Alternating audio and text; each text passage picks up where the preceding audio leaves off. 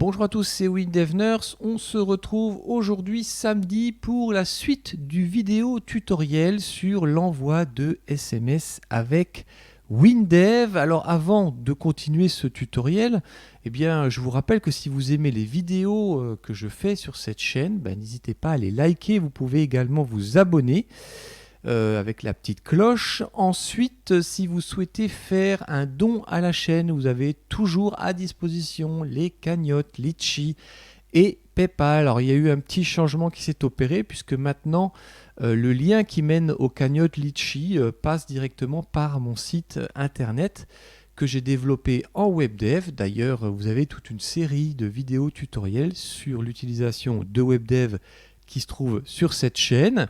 Et j'en profite d'ailleurs aussi pour remercier les généreux donateurs qui apparaissent à l'écran et qui ont toujours participé à cette chaîne. Merci à eux, ça permet d'acheter du matériel, de faire des abonnements, des choses comme ça, donc tout le monde en profite. Et puis, dernier point, je vous rappelle que vous avez toujours l'offre avec FranceLink. Le code WinDevNurse vous permet d'avoir un hébergement WebDev ainsi que 3 bases de données Hyperfile SQL et puis toute la sécurité qui va avec bien sûr un site en HTTPS. Donc n'hésitez pas, si vous voulez développer ou utiliser leur base de données, vous avez ce code promo qui apparaît à l'écran. On va maintenant continuer à parler de l'envoi des SMS. Alors pourquoi est-ce que j'ai fait des séries de cours sur l'envoi de SMS? Simplement, j'ai essayé d'imaginer la situation où dans l'hôpital, ce fameux hôpital où on gère des patients, on avait besoin de créer un outil qui permettait d'appeler en fait l'équipe de soins d'urgence pour monter dans les étages et porter assistance à un patient qui serait en détresse vitale, et ça fonctionnerait par un système d'envoi de SMS. Alors vous imaginez tout de suite l'idée qu'il y a derrière tout ça. J'envoie un SMS avec une application WinDev, un logiciel créé avec WinDev, et puis je fais lire ce SMS sur le téléphone portable du médecin ou de l'infirmier qui est là, il trouve les informations qui vont lui permettre de savoir où il doit aller pour porter assistance à un patient.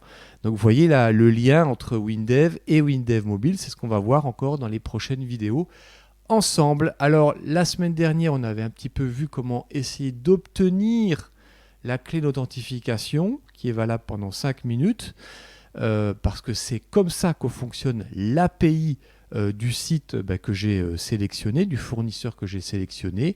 Je vous rappelle que ce fournisseur, malheureusement, n'a pas fait d'offre particulière aux abonnés de la chaîne, donc je ne vais pas le nommer volontairement. Et puis, deuxième étape, maintenant on va vouloir envoyer un message. Alors c'est parti, on passe sur mon PC pour faire l'envoi du message. Alors retour sur l'API du fournisseur. Rappelez-vous, la semaine dernière, on avait vu malheureusement que le code en W langage qui était fourni ne fonctionnait pas parce que depuis Windows 28, on n'utilise plus, il n'est plus recommandé d'utiliser les fonctions HTTP, mais d'utiliser plutôt la variable de type HTTP. Si vous ne savez pas ce que c'est, regardez la vidéo de la semaine dernière, ça vous sera un petit peu plus parlant. Alors, tout ça, c'est bien. Donc, je suis allé dans la partie envoyer un message. Donc là, il vous explique qu'ils peuvent vous fournir une landing page API, donc ça veut dire une page où vous vous connectez directement et vous remplissez les informations. Nous, ce n'est pas ce qu'on veut faire pour l'envoi de SMS. Nous, ce qu'on veut, c'est tout envoyer en cliquant sur un bouton sans se casser la tête. Alors, je descends et déjà, je vois que la requête HTTP, vous voyez que là, c'est une requête de type post. Alors, la semaine dernière, on avait une requête de type GET. Pourquoi? Parce qu'en fait, on attendait en retour, comme information, l'identifiant utilisateur et là, j'ai un petit trou tout d'un coup, et la user key et la clé identifiant et la clé d'utilisateur. Voilà, c'est ça. Alors, bien sûr, pour obtenir ces informations, eh bien là, on va s'adresser non pas à la partie login de cette API, mais on va s'adresser à la partie REST SMS qui est ici. Voilà. Donc ça veut dire que là, c'est déjà plus la même adresse qu'on va contacter quand on va faire notre requête de type REST. Alors, dernier point, il y avait une petite chose qui m'avait un peu chagriné en se regardant ce code en Python. Alors, je ne sais pas coder en Python, mais manifestement, quand on le regarde, on voit qu'on passe des éléments, vous voyez, qui sont relatifs au message. Là, ici, on voit que le type de message, ce que contient le message, et recipient, vous voyez, c'est les destinataires, manifestement. On peut rajouter l'envoyeur, les heures d'envoi, etc. Bon, ok, d'accord. Mais dans tout ça, il y avait une petite chose, moi, qui m'a personnellement chagriné, c'est qu'ici, bon, même si là, j'ai bien compris que c'est la partie message de la requête HTTP qu'on est en train d'écrire, de concevoir pour dire au serveur, voilà ce que je veux que tu envoies et à qui. Mais là, ici, on voit par contre apparaître la notion de headers en tête. Et là, je me suis dit, mais qu'est-ce que c'est que l'en-tête, en fait? L'en-tête de quoi? Alors, j'ai un petit peu fait des recherches sur Internet et j'ai trouvé que, en fait, il existe des en-têtes HTTP. Alors, ces en-têtes HTTP, elles permettent, vous voyez, c'est marqué, aux clients et aux serveurs de transmettre des informations supplémentaires avec la requête ou la réponse. Alors, il faut le savoir. Bon, moi, je ne le savais pas, j'ai découvert ça. Et j'ai un petit peu regardé dans l'API comment est-ce qu'il passait ça. Vous voyez, alors là, il passait user key. Tiens, user key, c'est l'information que je reçois, qu'on a reçue la semaine dernière pour pouvoir envoyer un SMS. Et puis avec le user key, il y avait la session key qui était valable 5 minutes. Et vous voyez que là, il marque session key. Ouais, ok. Et puis il y a un content type. Ah oui, content type, c'est marrant ça. On l'avait vu aussi la semaine dernière. Donc tout ça, ça serait des informations à passer en fait dans la partie en tête de la requête HTTP. Alors c'est ce qu'on va faire ensemble. Alors ici, bon, j'ai juste simplement créé des petits champs de saisie qui vont un petit peu permettre de créer un message. Alors pourquoi créer un message? Moi, ce que je veux en fait, alors là je vais aller ici sur, par exemple sur Note pour vous expliquer le principe. Le principe c'est quoi? C'est j'ai une urgence, ouais, ça c'est bien, mais par exemple je vais l'envoyer sous forme de SMS et je voudrais bien que l'application mobile qui lit ce message soit capable de décortiquer ce SMS pour comprendre que c'est bien pour une situation d'urgence et que viennent des informations les unes après les autres. Alors comment est-ce que je compte écrire ce SMS? Je compte par exemple le commencer par le mot urgence. Je vais agrandir pour que vous puissiez voir, voilà. Urgence, rajouter 2 slash et puis mettre un numéro de mission. OK, qui sera sous la forme numérique, je ne sais pas, 99 par exemple. Et puis ensuite, un double slash, où là, je vais mettre un étage. Et puis un double slash, je vais mettre un numéro de chambre. Et puis un double slash, je vais mettre par exemple un type de mission. Ça va être par exemple un malaise, inconscient, des choses comme ça, enfin peu importe. Et en fait, ce message, je vais l'envoyer. Et sur le téléphone, qu'est-ce qu'il va faire? Il va lire ça, il va découvrir qu'il y a une urgence et il va décortiquer ce message pour le faire apparaître dans l'application. Tout bête. Pas beaucoup de code en W langage, vous allez voir, pour faire tout ça. Et vous allez voir que ça va être vraiment, vraiment simple, quoi. Alors c'est parti. Donc moi, je retourne ici dans mon code. Donc on avait obtenu la semaine dernière la clé d'utilisateur et la clé de session. Et maintenant, on va faire l'envoi envoi du SMS. Parfait. Alors, envoi du SMS, alors, ça va être une requête de type post. Parfait. Alors, c'est parti. On va recréer des variables. Donc là, je vais mettre mon...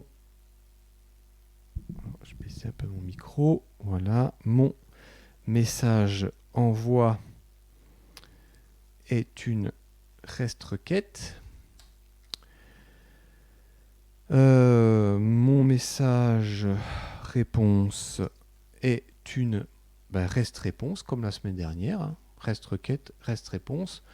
On est sur des requêtes de type post, donc je vais un petit peu maintenant préciser les infos de cette requête. Alors, mon message envoi.url à contacter, c'est l'URL ici qu'on trouve là.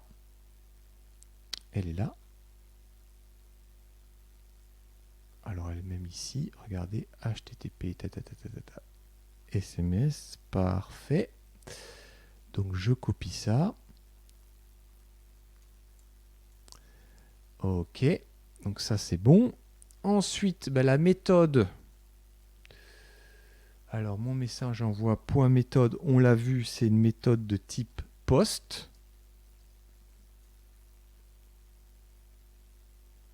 Rappelez-vous, c'est marqué ici, hein, regardez, post. Bon, si évidemment on n'est pas sensible aux requêtes HTTP, aux web services et tout ça, au départ on peut être un petit peu dans la panade. Hein. Mais bon, on l'avait vu dans les précédents cours, donc ça doit aller. Et puis on va passer des en-têtes. On va passer des informations dans les en-têtes, hein, parce qu'on est obligé. Alors, comment est-ce qu'on va faire ça? Alors, je vais écrire mon message envoi point en tête. Regardez bien, ici, on vous marque en tête et entre crochets quelque chose qui est en fait le nom de l'entête que je veux passer. Alors, je fais ça. J'ouvre le crochet. Et je passe exactement la façon dont c'est écrit. C'est-à-dire user underscore key. Et là, c'est vraiment, vraiment important de bien respecter, en fait, la façon dont c'est écrit. Parce que si vous faites une erreur là, l'entête ne sera pas comprise par le serveur qui va recevoir la requête HTTP. Donc là, il faut vraiment, vraiment bien l'écrire. Alors, égal... la valeur que j'ai collectée tout à l'heure, hein, user key, c'est ce qu'on a collecté la semaine dernière, user key. On va faire la même chose, CTRL D, hein, je vous rappelle, pour dupliquer une ligne de code. Là, ensuite, on passe le deuxième paramètre, c'est la session key.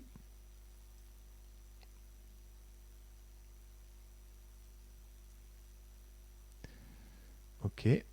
Alors, vous voyez déjà qu'il y a une petite chose, c'est que user key, c'était avec un U en majuscule, alors que session key, c'est un S en majuscule. Donc, vraiment, respectez bien ça, parce que sinon, ça ne fonctionnera pas. Donc là, c'est session key. OK. Et alors, si vous n'êtes pas sûr, toujours, vous faites des va-et-vient avec votre ligne de code. Et si vous n'êtes pas sûr, vous voyez, vous faites un petit copier-coller de ce qui est important, alors sans les petites apostrophes. Et puis ensuite, on va passer quoi? Un content type. Bon, ça, on l'a fait la semaine dernière. C'est facile. Donc là, je vais préciser mon message envoi. Bon, en fait, c'est exactement le code qu'on avait vu la semaine dernière qui était ici. Alors, je vais copier ça. Voilà, .content type, c'est une application JSON.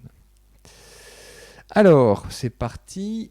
Donc maintenant, on va composer notre message à envoyer. Composer le SMS à envoyer. Alors, si on regarde encore une fois l'API, sur l'envoi du SMS, send SMS, regardez, là on vous donne les différents paramètres. On va passer des paramètres dans ce SMS. Alors, En tout cas, ce qui est sûr, c'est qu'il y a des paramètres qui sont obligatoires. Là, le type de message, il faudra le préciser. On vous explique, en fonction de ce que vous achetez chez eux, soit vous achetez des abonnements, soit vous achetez un volume de SMS, eh bien vous allez préciser soit MND pour monde pour un volume de SMS, soit Premium pour un abonnement de SMS. Donc moi j'ai pris un volume, ça sera MND. Et puis ensuite, il faudra préciser obligatoirement le message avec un max de 1000 caractères. Et puis le recipient c'est le destinataire. Et puis ensuite vous avez des valeurs qui ne sont pas obligatoires. Par exemple l'envoyeur. Éventuellement si vous voulez programmer la date et l'heure d'envoi.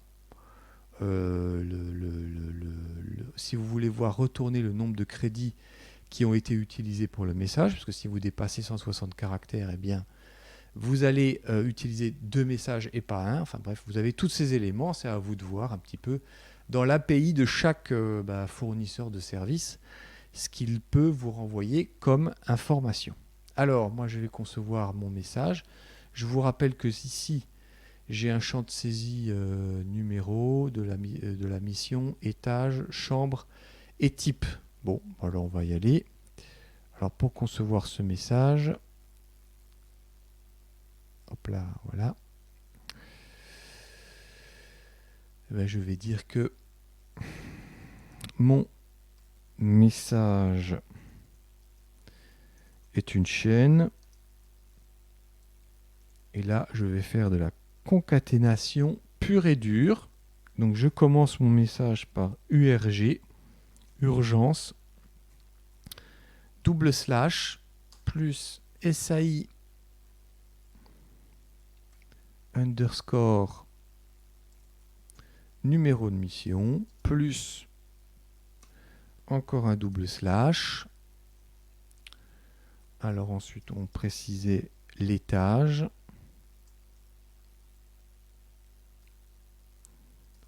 Plus encore un /.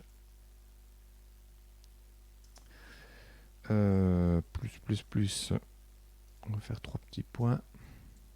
Ce sera plus visible pour vous. SAI.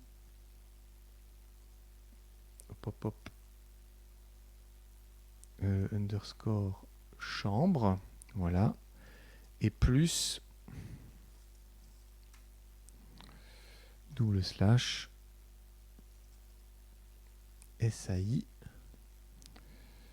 underscore, je crois que c'est type, ouais c'est ça, voilà. Donc bon, le code est valable. Et puis ensuite, ce message, on va le passer dans le contenu en fait de la requête HTTP. Alors, hop, là ici, donc je vais écrire. Alors je pourrais par exemple écrire ici que c'est le contenu. Alors, je l'ai appelé paramètre de requête. Paramètre de requête égale contenu. Bon. Vous avez compris qu'ici, on va construire le message qu'on va envoyer. Alors, pas le message qu'on va seulement écrire, c'est-à-dire mon message qui est ici, mais là, on va carrément écrire les 3 informations dont on avait besoin. Alors, pour faire ça, j'ai fait une variable paramètre requête est une chaîne ANSI. Alors là, c'est là où en fait, j'ai pas vraiment d'explication sur le pourquoi il faut l'écrire comme ça. Je sais que ça fonctionne, mais j'ai pas personnellement l'explication claire qui va permettre de saisir la logique de ça. Pourquoi la logique de ça? Parce qu'ici, vous voyez que on a un contenu de type JSON, et ici, dans le contenu, je vais en fait passer une chaîne ANSI. Alors j'ai essayé de le faire en précisant que paramètre requête est un JSON, et ça ne fonctionne pas, mais quand on utilise la fonction la variable chaîne ANSI, ben, ça fonctionne parfaitement bien. Et je ne sais pas pourquoi, je ne sais pas vous dire pourquoi. Alors, qu'est-ce qu'on va faire? On va ouvrir les crochets. Bon, ça, chaîne de type ANSI, c'est connu. Mais on va rajouter ici eh bien, ce petit symbole qui est là. Voilà. Et il faut absolument le rajouter. Et je ne sais pas exactement pourquoi. Ce qui est clair, en fait, c'est que le fait de le mettre entre ces deux symboles ici, ça semble en fait créer un message complet sur une seule ligne qui est passé en contenu auprès eh bien du serveur qui va lire ces informations pour en faire un message. Là, si quelqu'un sait et est capable de m'expliquer, je serais vraiment preneur. Alors, qu'est-ce qu'on passe comme paramètre? On retourne ici. Eh bien, il faut passer le paramètre message type. Alors, ce que je fais ici, je vais là. Message type, je reprends exactement la même chose. Et puis, là, on me disait quoi? Qu'il fallait passer le type d'abonnement ou de volume de SMS que j'ai. Donc, c'est PRM. Et c'est là, en fait, où vous voyez que la requête initiale fournie par la société qui fait ça est fausse. Parce que regardez, là, vous avez gamme SMS Premium. Et pourtant, dans la documentation, quand on regarde ici, eh ben, le Premium s'écrit PRM et pas Premium. Et donc là, déjà, on peut se dire que la requête HTTP, elle est fausse déjà et qu'ils ont besoin de la remettre à jour. Et le problème, c'est que tant qu'elle n'est pas remise à jour, si vous ne savez pas aller plus loin ou si vous n'êtes pas un petit peu gratté la tête sur le code en W langage, eh vous allez vous dire ça ne fonctionne pas, je vais chercher un autre fournisseur même s'il est plus cher. Donc c'est là où finalement, ce que je veux vous montrer, c'est qu'il faut essayer, ce que je veux vous montrer surtout dans ces deux vidéos, c'est de vous montrer que on peut vraiment, il faut essayer de croiser les informations, faire des tests pour voir si ça fonctionne ou pas et utiliser finalement ce qui fonctionne. Donc là, je vais préciser PRM. Le message, alors, voilà, on revient dans mon code. Je fais ici une virgule, je marque message. Alors si je suis pas sûr, hop, je reviens, je reprends le terme, mais bon, c'est exactement ça. Alors le message, j'aurais pu mettre par exemple bonjour à tous, mais c'est pas le message que je veux passer. Donc comment est-ce que je fais pour glisser entre ces deux apostrophes, ces deux guillemets, pardon, le message que j'ai créé précédemment, je vais utiliser la concaténation. Alors regardez, hop, ce que je vais faire, je vais ouvrir à nouveau des crochets. Voilà. Je vais taper ici mon message et ça devrait normalement fonctionner. Sauf que, si on fait ça, ça ne fonctionne pas.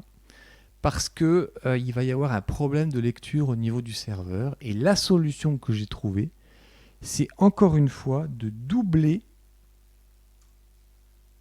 vous voyez, les crochets comme ça.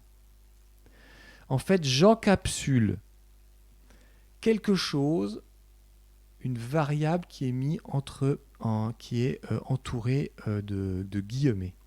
Et de cette manière-là, c'est bien interprété par le serveur. D'ailleurs, je serais assez intéressé aussi d'avoir le retour des gens sur le pourquoi du comment de cette méthode d'écriture. Qu'est-ce que vient faire ce symbole? Qu'est-ce que viennent faire les crochets? Ça m'intéresse vraiment parce que moi, j'ai vraiment galéré là-dessus. Et puis ensuite, ce que je vais préciser, oui, j'ai oublié de préciser quelque chose, c'est la deuxième valeur qu'il faut passer, c'est recipient. le destinataire. Donc je vais le mettre ici. Recipient.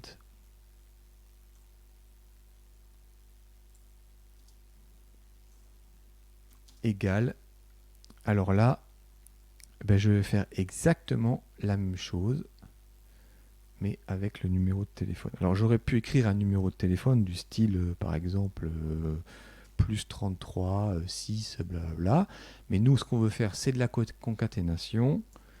Voilà. Et ici, j'ai créé une variable qui s'appelle montel, que vous ne voyez pas, qui est mon numéro de téléphone. Et qui va être passé en paramètres. Voilà. Donc ici, comme je finis mes informations, je ne mets plus de virgule. Je ferme tout ça. Et puis ce qu'on va faire, on va envoyer tout ça. Mais avant d'envoyer tout ça, vous savez que quand on envoie,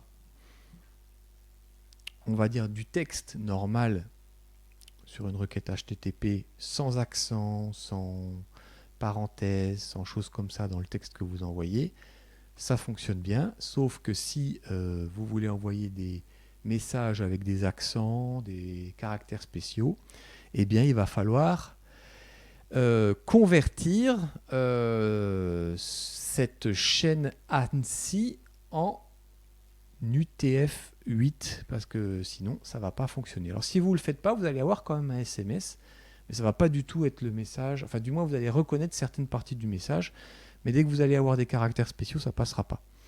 Alors je vais maintenant revenir sur ma variable ici qui est la REST requête, et je vais maintenant dire que mon message envoie point contenu, c'est ce qu'il y aura dans mon message, c'est chaîne vers UTF-8, et là je mets la chaîne paramètre requête qui initialement est une chaîne de type ANSI. Alors maintenant on va continuer le code. Bon là c'est plus très long. Donc là je vais faire mon message. Alors la réponse de mon message, c'est comme la semaine dernière. C'est reste envoi, mon message envoi. Et puis bien sûr, alors là je vais pas me casser la tête, je vais reprendre le code. Si erreur détectée, hop. Et ben il me met le message d'erreur. Et sinon, eh bien là, je veux juste faire apparaître le message qui est en retour. Je vais prendre mon message réponse.contenu.